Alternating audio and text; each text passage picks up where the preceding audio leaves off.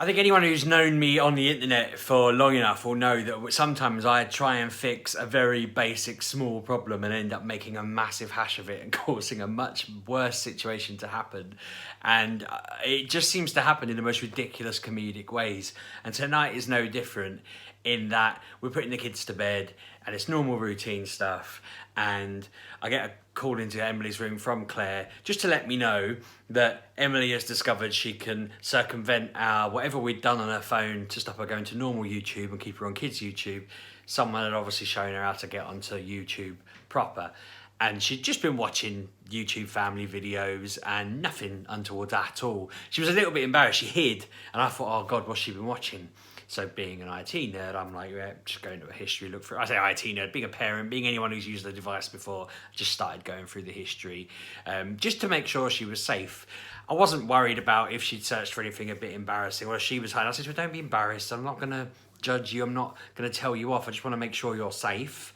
I want to make sure you're not watching anything you really shouldn't be or going anywhere. Because I've got all the normal Apple filters on that say she can't go to any adult content, can't go to any kind of explicit content, block profanities, block, you know, all I've followed all the different things. She shouldn't be able to find these things, but obviously she'd found a way to get onto YouTube. Part of my completely high-tech checking routine was to just start putting in the first couple of letters of words to see what auto-corrected. So I'd started early in the alphabet. And once I'd kind of done a couple, and I'd scrolled through the list quite far, I just started putting, I don't know, like, let's just think of a swear words, like F, U, see what comes up. Nothing, fine. I can't remember what word it was now. I was just that much of a panic, but I started typing a word, and then as I went to click back, clicked search instead, which then brought up auto-completed what the Google thought we were looking for. And so I then was like, you can't have your phone, I need to take it away. And Emily was really good. She was like, okay. And I went in the other room and I'm like, how the hell do I clear this? Because it wouldn't let me clear the search history because it was basically saying it's all locked up, only your parents can do it. But I can't remember where those settings are. So I'm sat there going through, trying to learn what I did before, how I changed the settings, how on earth do I unlock all the settings I've locked so that I can clear the history and hand it back to her and look her in the eye and know that she's not going to see.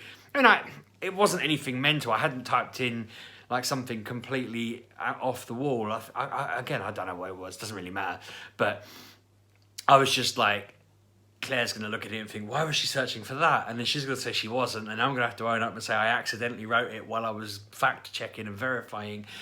Finally, after a good 10 minutes of fannying around with the phone, I've realised how I could go and disable everything, go and clear the history, go back and re-enable it all. I cleared it for like the past hour. So, you know, I've still got a backlog if one of these videos turns out to be something. I thought I'm not going to delete the whole history in case I missed something or whatever. But I've learned there are ways I can block it. Now, she can't go on anything unless she asks us to add it to a whitelist, which I didn't realise you could do that, which is very cool. But God, it's hard. I was trying to explain to her that it's not that I don't.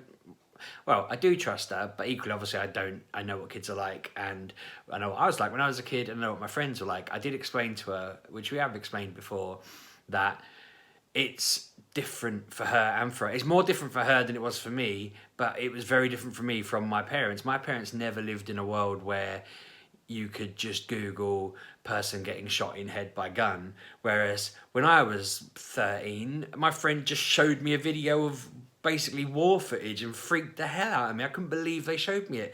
I remember just being like, I didn't want to see that. That was horrific. And so I was just trying to explain to her that, you know, basically, I want her to be safe. I don't mind her having questions as she grows up, but I'd rather she just talk to her friends on the different groups she's on, and we keep an eye on that because, you know, they'll argue and stuff over time, won't they, as kids become catty. But that I don't want her being able to access anything without showing us the site first and all this, that and the other. And she just needs to stick to YouTube family stuff. That, you know, that YouTube family, I think there's their official name. They're pretty cool. And I don't know how she accesses them without, not everything of theirs is on the kids YouTube app, but I'll figure that out over the weekend. I think find a way to kind of get this halfway, because if I give her, I mean, I know I can give her the proper YouTube. In fact, I could probably give her the proper YouTube app locked down. I wish there was a way that it said your child wants to look at this channel, is that okay? And I just go, yeah. And then if she ever tries to deviate out of that channel, I have to say yes or no. That would be the perfect scenario, because she can watch that family all day long. They seem all right. You know, I've watched some of their videos myself with them and thought they were quite entertaining. And, you know, there's nothing wrong with it. They just do entertainment for kids. So yeah, that was interesting. That was a bit of a learning curve.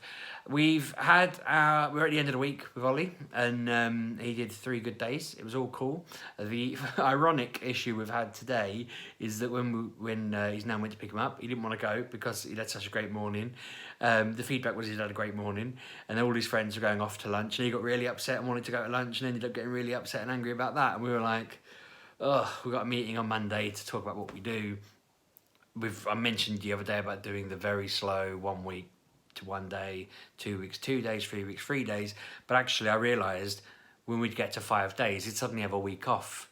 I think it's 2 weeks. I can't remember how long the half term is, but there's no point building up slowly only to then pull it all away and not do it. So we're now wondering whether we should do like 2 days, and then maybe 4 days with a day off in the middle, and like a half day in the middle, and then 5 days to do it a bit quicker. We're running out of options with childcare, so we're looking to get the lady back who was watching Ollie before. Apparently she's available, which is awesome. I didn't think she would be. She was looking to get different jobs and tasks and whatnot, but she has said if we want her, she's there. So we're like, cool, okay, we need to get a plan together, because he loved being sort of looked after by her, and she seemed to really get him, which is nice. We've been very lucky that somebody just struck a chord with him straight away, and yeah, I like that. So we'll see what happens. But I tell you what, childcare is probably the worst. It's the bane of my life. I mean, even like when it was just Emily it was the bane of our life, because it was expensive and there wasn't much flexibility. But at least there were options. At least there were like 5 different places. You know, if they were full, we could do a different place. You know, there's no places that can have Ollie. There's none at all. We have to get a specialist people from Peterborough to find somebody that is willing to go through the checks and have the experience. And even then, you're like, she has been perfect, but you don't know how much experience people. It's pot luck, isn't it?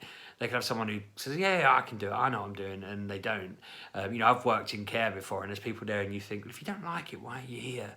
Like, you know, they don't enjoy working in care, or they're not up for it, and you kind of. And I know jobs are complicated, and they're probably there because it was an easy job to get or whatever, but it's rare that well, it's not rare, it's hard to guarantee you're going to get someone like that, and we've been lucky in this instance. But I know that there'll be other people nearby, the people on our road, if they have the same issue we have, they're probably not going to be as lucky off the bat as we've been, unless they get the same company and the same people.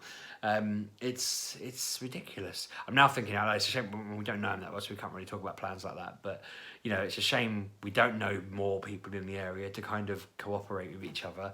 But it's such a difficult, ridiculous scenario.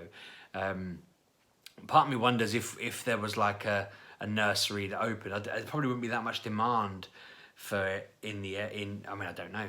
I really don't know. I've just said my street has multiple families on it living with the same situation, but you'd think that it would have been done. You'd think like the ones that we're working with, you think they'd have not a nursery, a childcare setting where people can go after school. But then I suppose it'd be much harder if you had sort of 10 people in there at once with needs, because you'd be really stretched. But I don't know, I'm just waffling a little bit, but I just can't believe how ridiculously difficult that bit is. It's such a small thing that you wouldn't think about, and it's just monopolising. It's mad. But I'm hoping if he's doing full days at school, it only means we've got to cover 2 hours after school, and that should be fine. Other than that, which it's not all his fault. I don't mean that to sound like I'm complaining. Don't get me wrong. Everything's happy and fine, and we're dealing with it, and we've got a solution. It's just interesting seeing how much it affects other people. The rest of the week has been really bloody fast. I can't believe it's Friday night and I'm off a weekend. We're not doing anything. Claire wants to finish off the garden that she's kind of blitzed the other day. I think that means I'm going to be filling a bin with dirt and shrapnel. There's loads of just random bits that persimmons seem to have just buried under it that have all come up. Just bits of plastic and trash, which is pretty rubbish if you ask me. Other than that, I think I'm just going to chill out, play lots of Final Fantasy VIII. I got hooked on the card game to that last night. I ended up going to bed at 12:30 because I was playing Triple Triad on that, which is like there's numbers, and if you put your higher number next to the card with a lower number, it flips the card, but you've got 9 cards laid out on a deck, and it's all complicated. It's online if you Google it. It's quite a good card game, but it's in Final Fantasy VIII, and I just forgot how good it was and got hooked on it for like ages. I can't think of anything else. Claire spent the day playing rounders at the local park. A work thing for her. She was paid to go in. It's a team building day. They played rounders. They're all laughing and joking over WhatsApp and that, which sounds awesome. My work should do more stuff like that. We did like a thing out drinking in Nottingham one night before Christmas, which was really fun, and got drunk in a casino. But other than that, I mean, I'd love to kind of go out and play rounders and football and whatever. That'd be brilliant. I might propose it now I've had the idea. But yeah, I was dreading this week, and it's been a decent one, really. It's been pretty straightforward. Touch wood. I feel like I have jinxed it. Now, touch wood next week is as smooth. I might do a video with the kids over the weekend. I'm trying to do daily, so I'll try and do at least one video with them and one video about whatever. But Emily's got a few ideas she wants to do. She keeps harassing me to do challenge videos with her, and I'll see what happens. But yeah, if there's anything you want to see, or any suggestions, or any more questions, I know I keep asking, but any questions and ideas, let me know, because they're all useful for when I've got a day where nothing's happened. I'm sure there'll be more calamitous mistakes. I couldn't believe that with the phone, because I tried to explain to Emily afterwards. I thought I can't just give her phone back and not explain myself. So I said, I accidentally searched for something rude. I needed to clear your phone. I genuinely didn't mean to do it. The word I was typing wasn't even the word that... I wasn't typing a word. I was tapping letters to see what would come up, and I accidentally tapped letters in the right... It doesn't matter. What you're imagining is probably worse than what it actually was. But yeah, just a farce. I live in a farce. Anyway, gonna wrap up there. Thanks very much for watching. I hope you're all well. Let me know how your week's gone, and I'll see you over the weekend, I guess. Cheers. Bye.